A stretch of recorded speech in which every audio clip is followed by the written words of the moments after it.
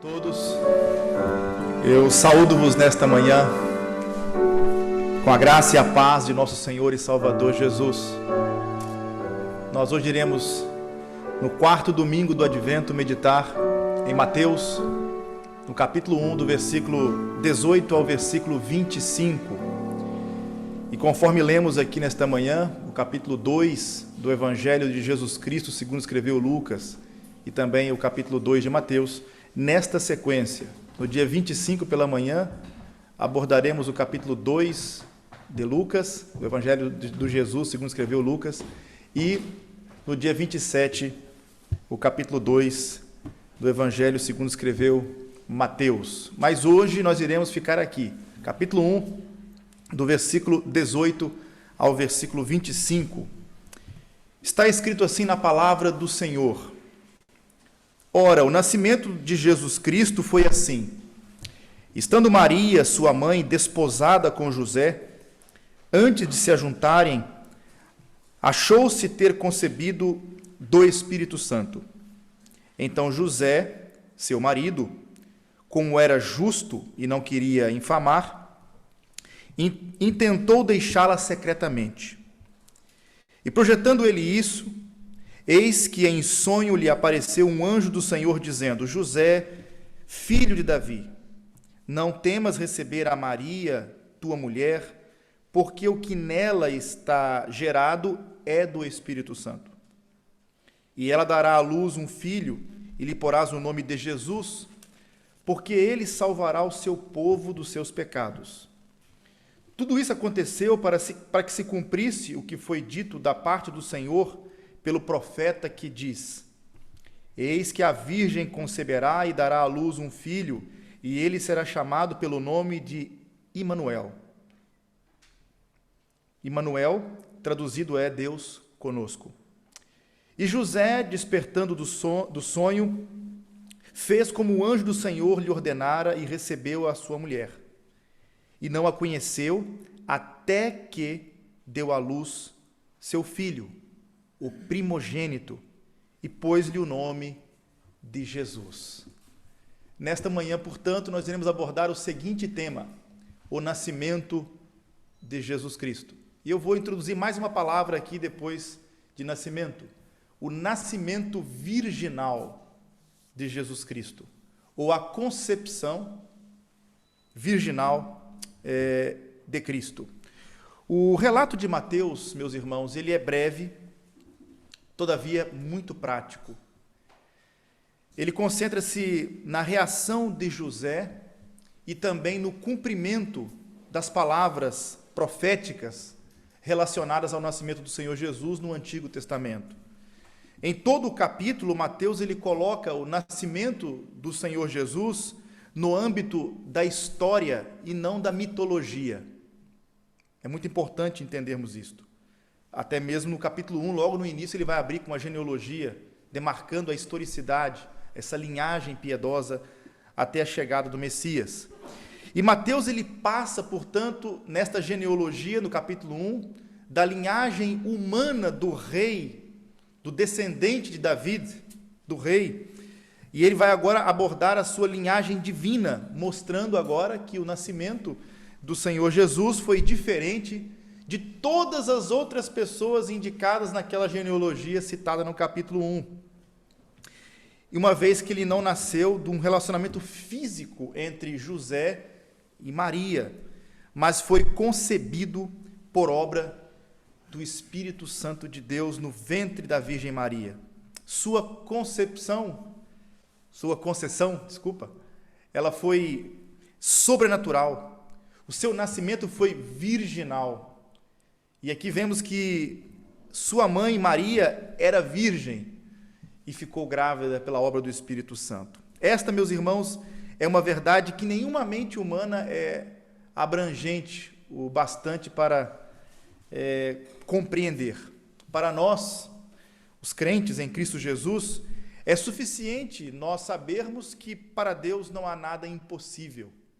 Essa foi a resposta do anjo Gabriel a Maria, quando ela recebeu a resposta de que isto seria a obra de Deus, porque para ele não há impossíveis. Antes, devemos, como os cristãos ao longo da história, né, nós devemos satisfazer-nos com a declaração constante no Credo dos Apóstolos, muito conhecido, que diz: Jesus Cristo foi concebido pelo Espírito Santo e nasceu da Virgem Maria. Esta é uma declaração de fé, a primeira as mais antigas da história do cristianismo. Estes dois aspectos milagrosos, sua concepção e o seu nascimento, eram parte integrante da fé cristã desde os primeiros séculos da igreja, e já vemos aqui no Novo Testamento esta afirmação doutrinária tão relevante e tão importante para nós. Dos versículos 18 ao 25, nós temos, portanto, aqui a doutrina do nascimento virginal de Cristo. É verdade que, às vezes, nas ocasiões do Natal, nós gostamos muito de cantar hinos, e é muito importante quando cantamos hinos tão bonitos como que cantamos aqui hoje pela manhã, hinos que destacam essas doutrinas importantes. E as doutrinas mais acentuadas por ocasião dos domingos do Advento são a encarnação do Verbo, quer dizer, a encarnação de Cristo, e a conceição virginal, o nascimento virginal de Cristo. São pontos importantes, e também o destaque acerca da identidade de Cristo. E hoje vamos tocar aqui neste ponto, deste nascimento sobrenatural de nosso Senhor Jesus. Vemos que os evangelhos de Mateus e de Lucas, são os únicos, na verdade, que destacam este ponto, porque nós temos João, o evangelho de João, que afirma a encarnação do Verbo, mas em Marcos não menciona o relato do nascimento de Jesus. Temos apenas, então, Mateus e Lucas, que acentuam aqui este tópico importante da doutrina cristã. E vemos que os evangelhos de Mateus e Lucas afirmam que Jesus tornou-se carne através do Espírito Santo e da Virgem Maria. E Mateus e Lucas relatam o nascimento de Jesus em perspectivas distintas, porém complementares aqui. Mateus, por exemplo, trata do assunto na perspectiva de José, e Lucas trata do mesmo assunto na perspectiva de Maria, como está lá em Lucas capítulo 1, versículo 26 ao 38. E as duas narrativas aqui, as duas passagens, elas são harmoniosas, elas complementam uma a outra. Mateus fala sobre José como sendo o pai adotivo, e Lucas fala sobre Maria como sendo a mãe real, de fato a mãe do Salvador. Mateus e Lucas afirmam que Jesus não teve pai humano. Neste ponto, das duas perspectivas, tanto de José quanto de Maria, o destaque ele não teve pai humano. Jesus foi sobrenaturalmente concebido pelo Espírito Santo no ventre da Virgem Maria. Os versículos 18, 20 e 23, nós temos aqui a informação acerca da gravidez, que a gravidez foi sobrenatural. Maria, ela tinha sido prometida em casamento a José, conforme lemos aqui a partir do versículo 18, mas o casamento ainda não havia acontecido, e é interessante que nos tempos do Novo Testamento, no primeiro século, o noivado era um compromisso muito mais sério do que os noivados dos dias atuais, e somente podia ser desmanchado pelo divórcio, formalmente. E é muito importante entendermos isso, porque o contexto é diferente. E apesar de o casal de noivos não poderem morar juntos, até que ocorresse a cerimônia matrimonial, a infidelidade da parte de qualquer um deles equivalia a um adultério, literalmente. Portanto, o casamento, a cerimônia do casamento acontecia, e então a noiva era conduzida à casa do noivo, e ali sim consumava-se o casamento. Mas no intervalo de um ano, mais ou menos, às vezes menos, às vezes um pouco mais, eles estavam num noivado, e esse noivado era equivalente quase a um casamento, já era uma promessa, já era um compromisso muito sério. As expressões do versículo 19 aqui, por exemplo, quando lemos aqui que Maria era desposada com José, ou prometida para casar-se com José, no versículo 20, Maria é mulher de José, algumas traduções colocam como esposa de José, e no versículo 24, José recebeu sua mulher depois do anjo ter orientado ele, dizendo que o que havia sido concebido no ventre dela era obra do Espírito Santo. Então ele obedeceu a palavra de Deus e ele recebeu Maria como sendo sua mulher, comprovam esta realidade de que noivado naquela época era muito mais do que hoje, nos dias de hoje. Era um compromisso mais sério.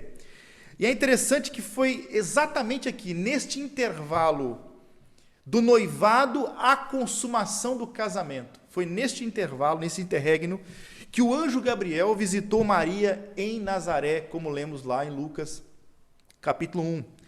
E nesta ocasião, Maria ela foi comunicada de que seria a mãe do Salvador, de que desceria sobre ela a sombra do Altíssimo e que pela ação do Espírito Santo de Deus, ela iria conceber, ela ia dar à luz o Santo Filho de Deus.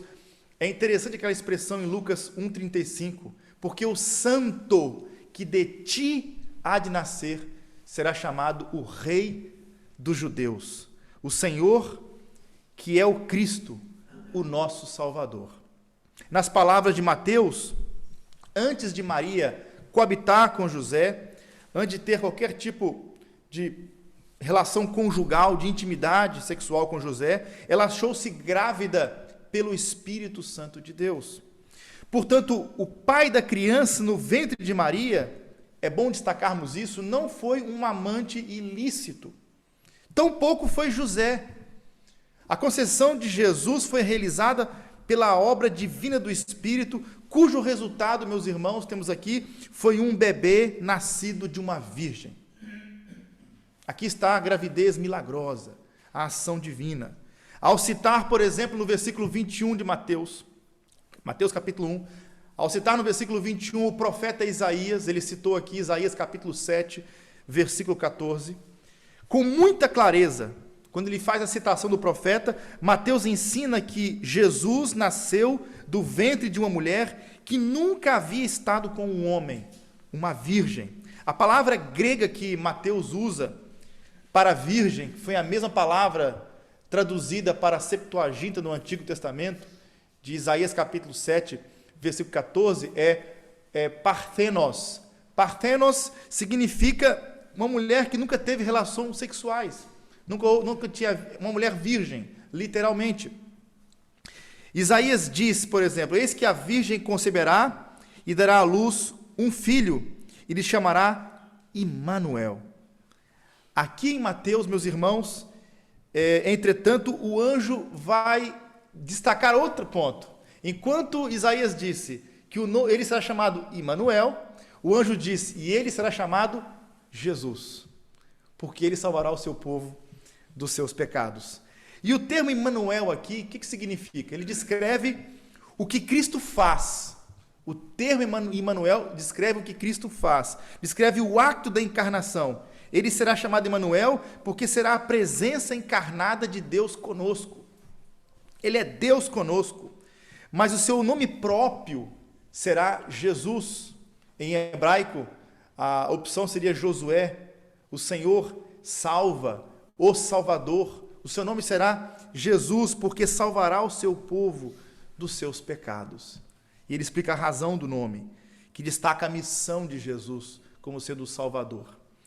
Despertado do sono, diz o texto, no caso José, ao despertar do seu sono, ele fez o que lhe ordenara o anjo de Deus e ele recebeu Maria por sua mulher. Ele recebeu ela, ele não abandonou, não deixou a mulher como ele havia pensado que devia fazer antes. Contudo, ele não teve relações com ela até no que o menino nascesse. E ele deu o nome do menino de Jesus. Então ele obedeceu. O anjo mandou ele dar o nome de Jesus, no versículo 24 e 25. Ele deu o nome de Jesus e ele não teve relações com ela até o nascimento de Jesus. José ele fez isso, meus irmãos, muito embora o nome da criança não foi dado por ele. Aliás, não foi escolhido por ele. Ele deu o nome Jesus porque recebeu essa ordem, mas quem escolheu o nome não foi ele. E naquela época, o pai, quer dizer, tinha esse direito de escolher o nome do seu filho. Mas vemos na história da redenção que todas as vezes que Deus queria fazer um uso redentivo, ele próprio escolheu o nome, como foi o caso de João Batista. Foi Deus que escolheu o nome dele, e neste caso também Jesus. No sentido aqui máximo, Jesus aqui ele recebeu o seu nome de Deus, que é o Pai Supremo, o próprio Pai do Senhor Jesus. Não é? Deus Pai, então, deu este nome a ele. E no sentido imediato aqui, Jesus recebeu o seu nome de José, a quem foi concedido o privilégio de ser o pai terreno do Senhor Jesus. E também, vamos verificar aqui no texto, que José foi chamado de filho de Davi. Então, Jesus recebe também esse privilégio, esse direito ao trono de Davi, através de José, filho de Davi. Além disso, é interessante aqui, Mateus deixa claro que José não coabitou com Maria. Por isso que eu estou destacando aqui o milagre da gravidez de Maria. Não coabitou com Maria até o nascimento de Jesus. Fica evidente, entretanto, que após o nascimento de Jesus, Maria e José viveram a vida comum do lar e tiveram um relacionamento normal de marido e esposa, conforme o mandato de Deus na lei, como lemos no Antigo Testamento. Como Deus mandou, deixará o homem seu pai e sua mãe, unir-se a sua mulher e serão ambos uma só carne, crescer e multiplicar e encher a terra. Eles eram judeus, obedientes à lei de Deus, e cumpriram esta grande bênção que é o sagrado matrimônio estabelecido por Deus na palavra. Portanto, a perpétua virgindade de Maria não tem amparo nas Escrituras, conforme podemos verificar aqui no versículo 25. Vamos ler o 25, que diz assim: e não a conheceu até que deu à luz seu filho, o primogênito, e pôs o nome de Jesus. A impressão, aqui, essa palavra, essa expressão aqui, enquanto não, sugere o quê? Que depois sim. Enquanto não, sugere que depois sim. Ademais, o uso da palavra primogênito para descrever Jesus, em vez de unigênito, porque se você pegar em Lucas capítulo 7, versículo 12, aquele filho da viúva de Naim, diz lá, filho único da viúva, filho único, e lá a palavra está unigênito, monogênes. Agora, aqui não foi essa a expressão utilizada, mas foi primogênito. Reforça aqui a ideia de que Maria teve outros filhos e filhas, e de que Jesus, obviamente, teve irmãos e irmãs, conforme se pode ver no registro dos evangelhos, em Marcos capítulo 6, versículo 3, em Mateus capítulo 13, versículo 55, e também em João capítulo 2, versículo 12. Agora, qual a importância, meus irmãos, qual a importância doutrinária de Jesus ter nascido de uma virgem por obra do Espírito Santo? Qual a importância disso?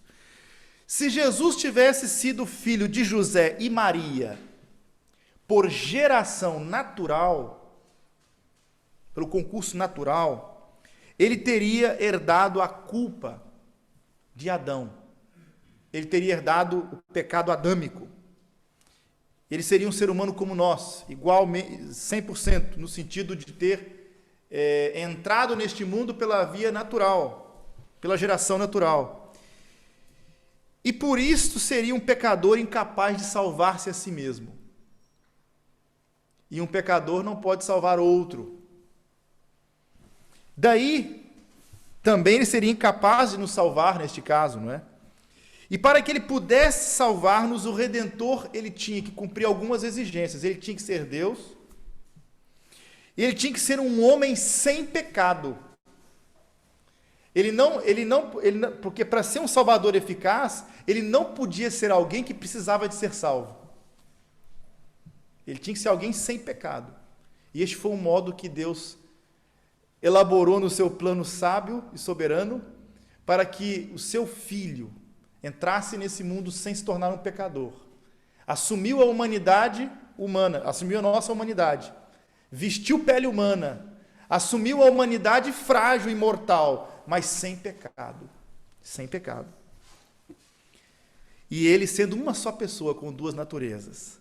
E a doutrina aqui do nascimento virginal satisfaz estas exigências para que ele fosse um redentor, um salvador qualificado para efetivamente salvar aqueles que se arrependem e creem na sua obra.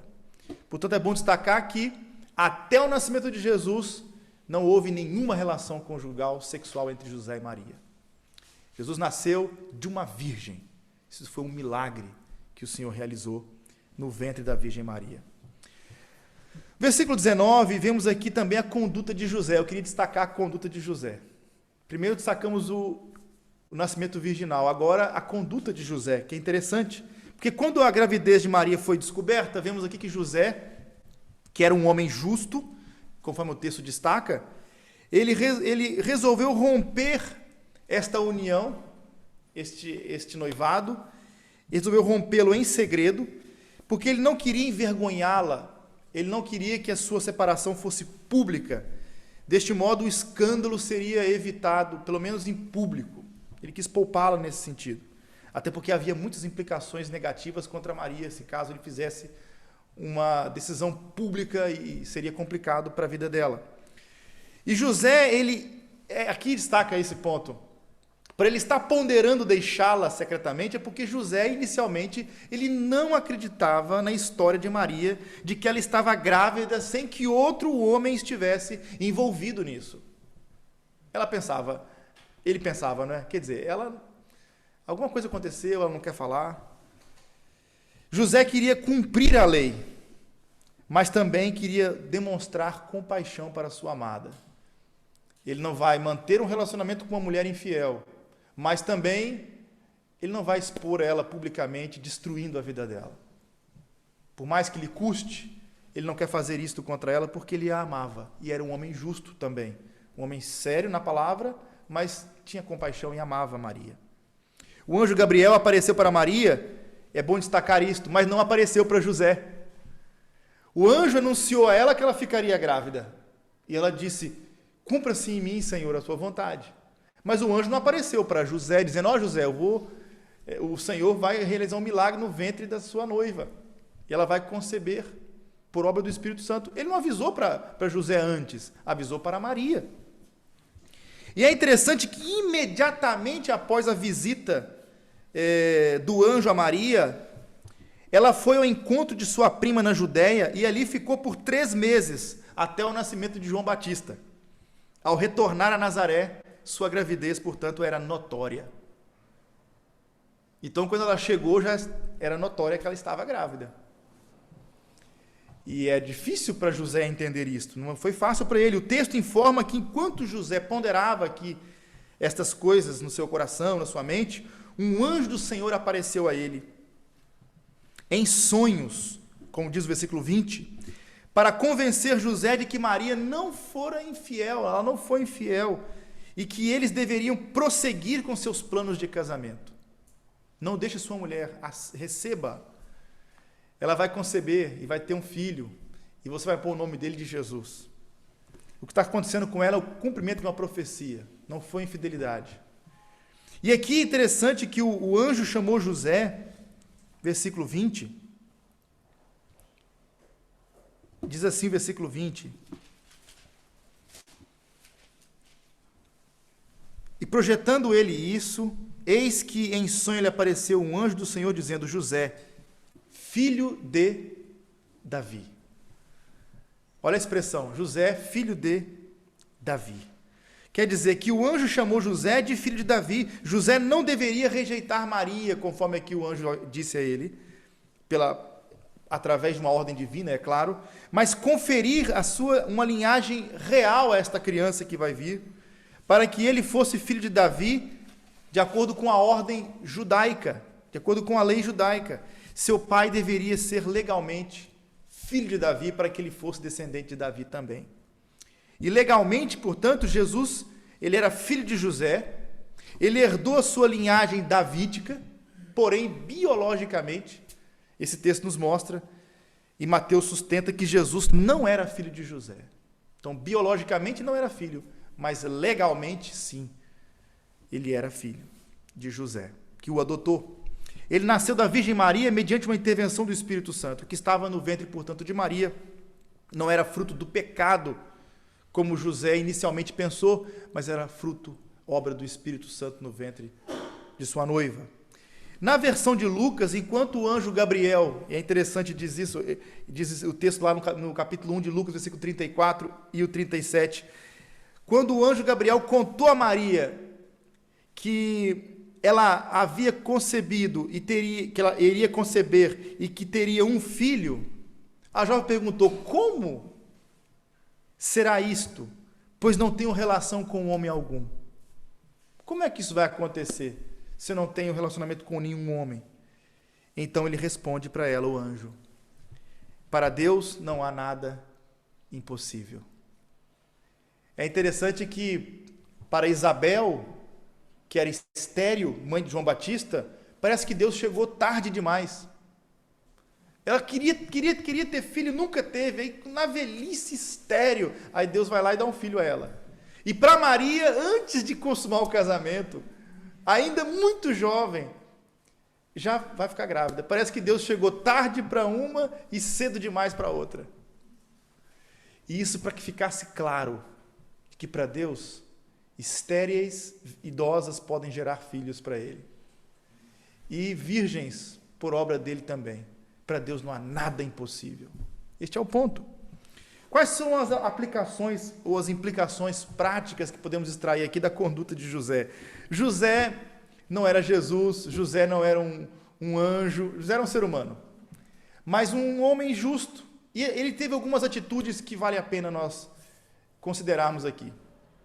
A conduta dele é um exemplo de consideração pelo próximo. Observe a narrativa. A sua ação, a sua reação à situação, ele foi um exemplo de consideração, de terna misericórdia pelo próximo. Meus irmãos, se na cultura atual, se nos dias de hoje, não é, já traz grande constrangimento a gravidez antes do casamento, imagine naquele tempo. Imagine naquele tempo. É natural, portanto, que o mundo de José tenha entrado em colapso total. Quando ele percebe que a sua noiva está grávida e que ele não tem nada a ver com isso. Então, é lógico que ele ficou com medo, apavorado diante daquela situação. Muito triste, com certeza. Contudo, desde o começo, desde o início que ele percebeu a situação, ele estava decidido a tratar a sua amada com dignidade, poupando-a de um escândalo público. Ele não encheu-se de ódio: vou destruir essa mulher. Ele conseguiu controlar-se. É difícil, viu? Não é fácil. E a atitude de José aqui ensina-nos, meus irmãos, que devemos proteger as pessoas e sermos mais cautelosos antes de sair correndo para expor as pessoas publicamente. É importante. O versículo 19 nos mostra isso. Ele estava com medo de Maria ter sido infiel, mas o que estava acontecendo ali era o cumprimento de uma profecia bíblica, de que uma virgem daria à luz o Messias. Isaías 7,14. O que José pensou que era pecaminoso, na verdade era uma coisa sagrada que estava acontecendo ali. Maria não era uma noiva infiel, mas uma serva fiel e obediente a Deus, ao Deus vivo, e no seu ventre ela hospedava não o fruto do pecado, mas a obra do Espírito Santo. Ela carregava no ventre não um filho ilegítimo, mas, na verdade, o Filho de Deus, o próprio Filho de Deus. Ela trazia no seu ventre o Salvador do mundo, que é Cristo, o Senhor. Dentre outras coisas, portanto, este texto ele nos ensina que nós devemos ser mais cautelosos e não julgarmos as pessoas apenas pelas aparências.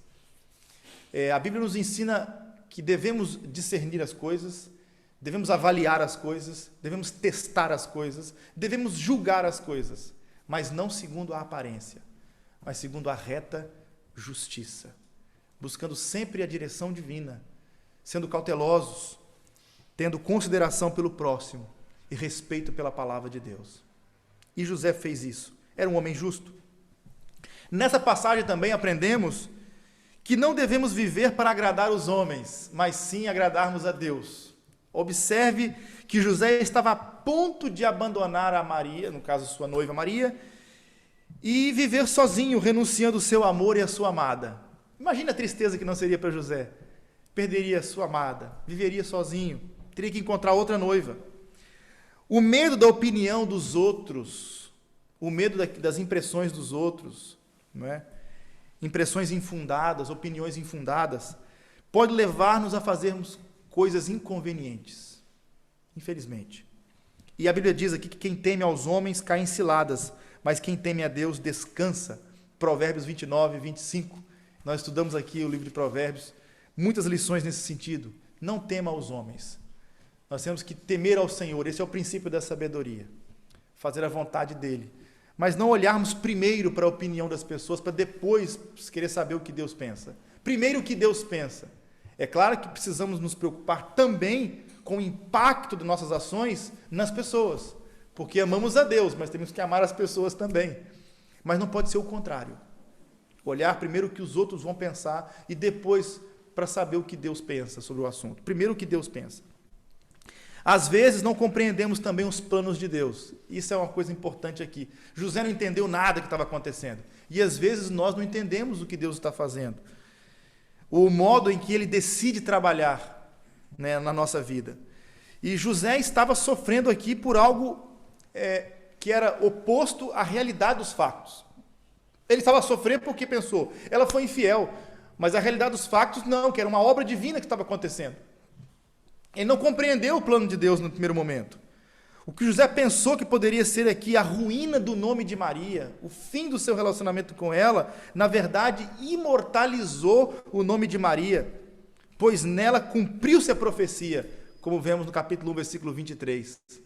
A profecia bíblica apontava que através dela entraria neste mundo o Filho de Deus, por obra do Espírito Santo. E Maria tornou-se, portanto, a mãe de nosso Senhor e Salvador. Ela teve o único, não é? E o sublime privilégio de amamentar o Criador do universo e de carregar nos seus próprios braços aquele que sustenta os céus e a terra e de ensinar os primeiros passos àquele que é o único caminho para Deus. Bem-aventurada entre as mulheres. Não há dúvida nenhuma que, imagine você, mamãe, quando você vê o seu filho tendo as pequenas conquistas da vida, como o seu coração se enche de alegria. Não é maravilhoso? Um filho saudável, um filho obediente, e quando o seu filho conquista e realiza coisas, você fica numa alegria incrível. Imagine Maria. Qual não foi a sua alegria? Qual não foi a sua bênção? Cheia de graça, agraciada por Deus. Bem-aventurada entre as mulheres, não há dúvida nenhuma. E qualquer protestante que não consiga ver isto, precisa ler a Bíblia e não entrar para exageros sem bases. Não é? Não há dúvida que, dentre todas as mulheres do mundo, Maria foi a mãe mais privilegiada e agraciada por Deus. Mas não foi fácil o que ela passou. Custou muito caro. Não foi fácil. Mas Deus amparou este casal. Versículo 21 ao 23 agora, nós vamos partir para o último ponto da mensagem, que é o propósito do primeiro advento de Cristo. Qual é o propósito do primeiro advento de Cristo? E aqui vemos, através dos nomes que são dados, atribuídos ao Senhor Jesus. Há aqui dois nomes atribuídos ao Filho de Deus nessa passagem. Um deles é Jesus, no versículo 21, o outro, Immanuel, no capítulo 1, versículo 23, não é? Immanuel. E o nome na verdade, o primeiro destes nomes, Jesus, descreve o seu ofício, e o seu segundo nome, a sua natureza. Sua missão, salvará o povo dos seus pecados. E a sua natureza, Deus conosco, destacando a encarnação. Então, ambos são profundamente interessantes, ambos os nomes. Jesus é o Messias, o Cristo que veio para salvar o seu povo. E ele salvará o seu povo dos seus pecados. Portanto, este bebê que nasceu em Belém, por obra do Espírito Santo, será chamado Jesus porque ele é o Salvador. Ele foi enviado por Deus com esta missão, salvar o povo das consequências nefastas e terríveis do pecado. A salvação na Bíblia diz respeito aqui, e essa expressão salvação na Bíblia destaca este resgate dos pecadores em face do juízo iminente de Deus em decorrência do pecado. E esta é a calamidade que aguarda todo aquele que não correu para os braços de Cristo. A punição eterna, a condenação eterna, o juízo iminente está vindo. Deus vai fazer justiça. Haverá um dia de juízo final. Todos compareceremos diante do tribunal de Deus para prestarmos contas. Mas antes desse juízo, ele enviou o Salvador, para que por meio dele nossos pecados fossem perdoados e pela fé na obra de Jesus, pela fé nele, em sua obra, pudéssemos ser redimidos, pudéssemos ser justificados diante de Deus nesse tribunal do último dia. Jesus nos salva da culpa do pecado, ele nos salva do domínio do pecado, ele nos salva da presença do pecado e das consequências do pecado. É claro que você ainda está sofrendo o problema da presença do pecado. Você não é mais escravo. Se você é crente em Jesus, você não está mais debaixo do domínio tirano do pecado. Você não é mais escravo do pecado, mas você ainda peca. Você não está livre da presença do pecado. Mas um dia, no céu, no novo céu e na nova terra, quando esse corpo corruptível se revestir da incorruptibilidade, estaremos livres da presença do pecado. E nós já estamos, claro, pela obra de Cristo, livres da condenação e da maldição do pecado contra nós. O povo de Cristo, ele não está, portanto, é bom destacar isso, ele não está imune às tristezas, às aflições da vida, nem da cruz, dos conflitos deste mundo. Porém, já são salvos do pecado para todo sempre. São purificados da culpa mediante o sangue de Jesus, porque muitos gostam de apontar para o berço, mas poucos apontam para a cruz, porque o seu nascimento é importante, mas ele nasceu para vir dar a sua vida, em resgate de muitos. E é interessante aqui que nós, pela graça de Cristo, seremos habilitados para o céu pelo Espírito de Cristo, estaremos livres para sempre do pecado, totalmente redimidos. Estamos num processo de redenção até a volta de Cristo, mas já estamos para sempre livres da condenação do pecado em Cristo Jesus. Os poderosos deste mundo, os antigos monarcas e dos grandes impérios, os grandes líderes desses impérios mundiais, com frequência, chamam-se a si mesmos por títulos como grande, César o Grande, ou como conquistador, ou como herói, como magnífico, entre outros títulos de glória semelhantes a estes na história da humanidade. Mas o Filho de Deus contentou-se em chamar-se a si mesmo de o Salvador.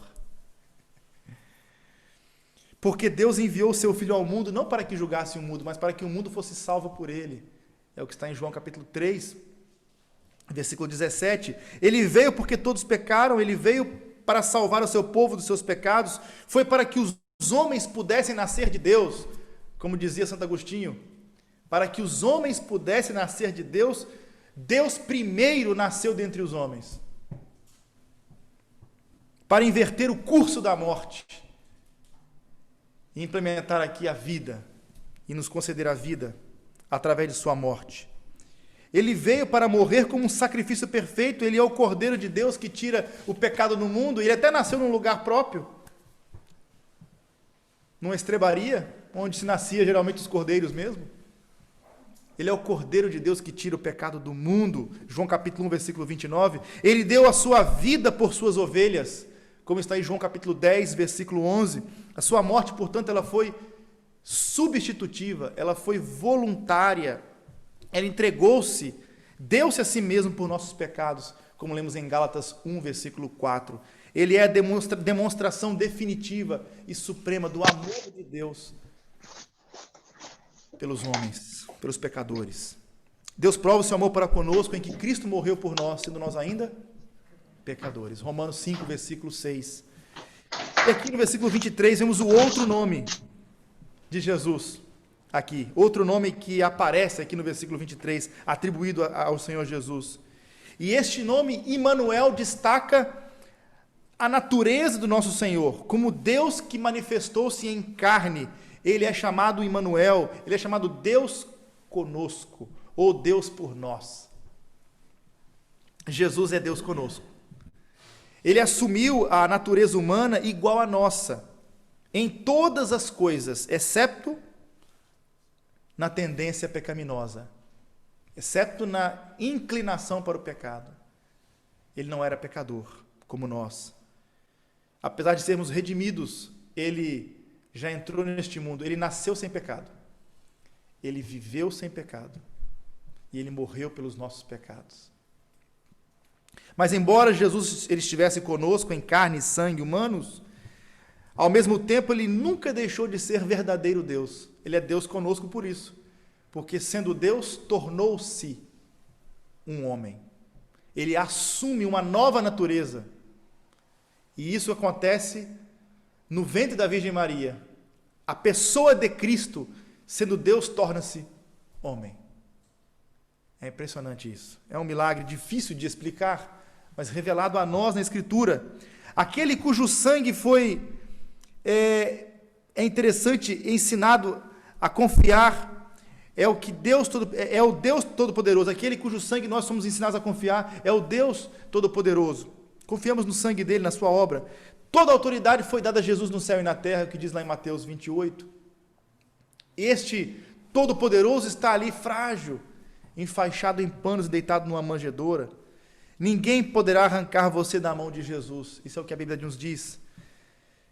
Se você é um verdadeiro crente em Cristo Jesus, não permita que o seu coração fique atemorizado. Confie nele, ele é o Salvador, ele é o seu Salvador. Ele é Deus Todo-Poderoso, ele é Deus conosco. Por outro lado, não perca de vista a humanidade do Salvador. Eu tenho que destacar ele como Deus, mas aqui eu tenho que afirmar também a sua humanidade. Ele é o ser humano Jesus Cristo, o homem perfeito. Ele deitou-se, aliás, ele estava nos braços da Virgem Maria quando era um pequenino infante que conhece os corações humanos. Como diz Charles Swindoll, Deus usando fraldas. É algo difícil para nós entendermos isso. É muito difícil. Mas estava ali, aparentemente vulnerável, o nosso Redentor, nas mãos, nos braços de Maria, de José. Mas estava ali, o Deus Todo-Poderoso em carne humana. Ele é sensível, meus irmãos, às nossas fraquezas. Ele experimentou pessoalmente as tentações lançadas por Satanás, conforme lemos em Mateus capítulo 4. Ele derramou lágrimas, como lemos em João capítulo 11.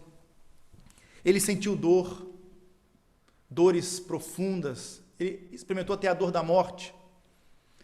Confie nele o tempo todo, em todas as suas aflições. Ele conhece o seu sofrimento. Ele simpatiza-se, identifica-se com cada um de nós nas nossas aflições e angústias. Ele nunca haverá de desprezar nenhum de nós, os que cremos nele. Derrame diante dele em oração tudo o que estiver no seu ser, no seu coração. Não oculte nada dele. Ele identifica-se profundamente com você. Ele, sendo Deus, assumiu a sua humanidade, a nossa humanidade. Ele nos representa diante de Deus. E como nosso mediador, nos coloca num relacionamento com Deus. Porque ele, além de ser aquele que identifica-se conosco, é o nosso Salvador. E é o próprio Deus conosco. É o Deus Filho manifestado em carne. Estas, meus irmãos, são as grandes boas novas do Natal. Não tem como não celebrar o Natal sem dar ênfase a essas verdades tão sublimes e maravilhosas. Eu convido você a ficar de pé comigo, por favor. Você que está aqui presente nas instalações da igreja, você que está em casa, eu convido você a orar comigo. Eu vou pedir ao pastor Alexandre Júnior, por gentileza, que nos dirija uma palavra de oração. Juntos iremos adorar e orar a este Deus Todo-Poderoso.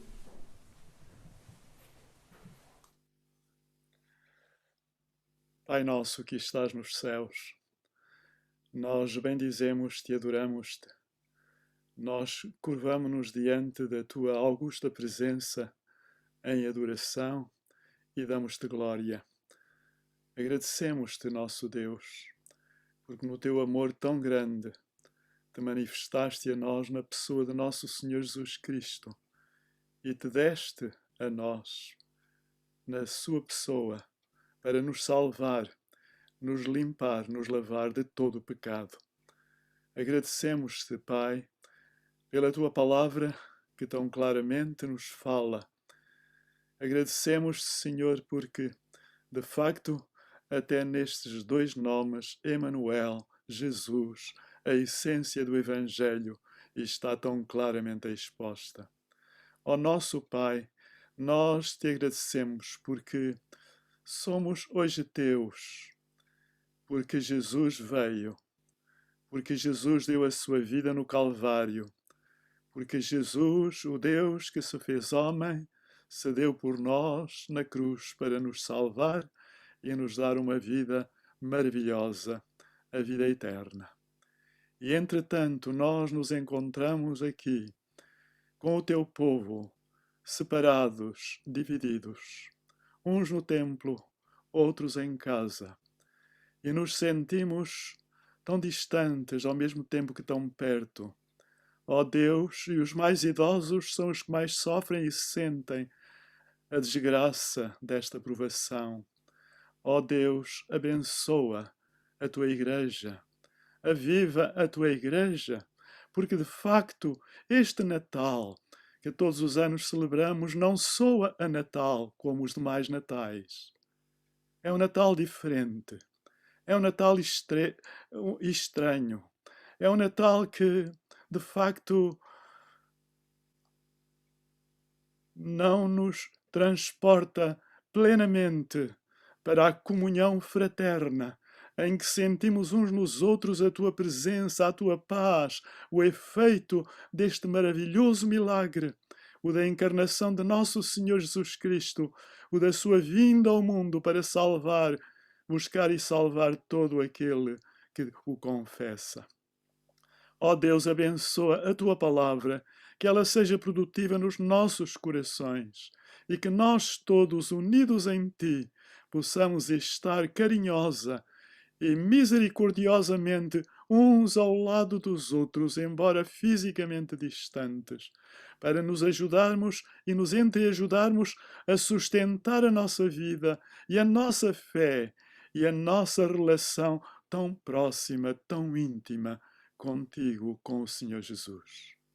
Perdoa os nossos pecados, aumenta a nossa fé e faz, Senhor, que pelo teu Santo Espírito a tua palavra opere e haja nesta hora salvação e vida consagrada. É em nome do Senhor Jesus Cristo que tudo te pedimos e agradecemos. Amém. A graça de nosso Senhor e Salvador Jesus Cristo e as doces consolações do Espírito Santo seja com todos aqueles que amam e que aguardam a volta de nosso Senhor e Salvador Jesus Cristo. Amém.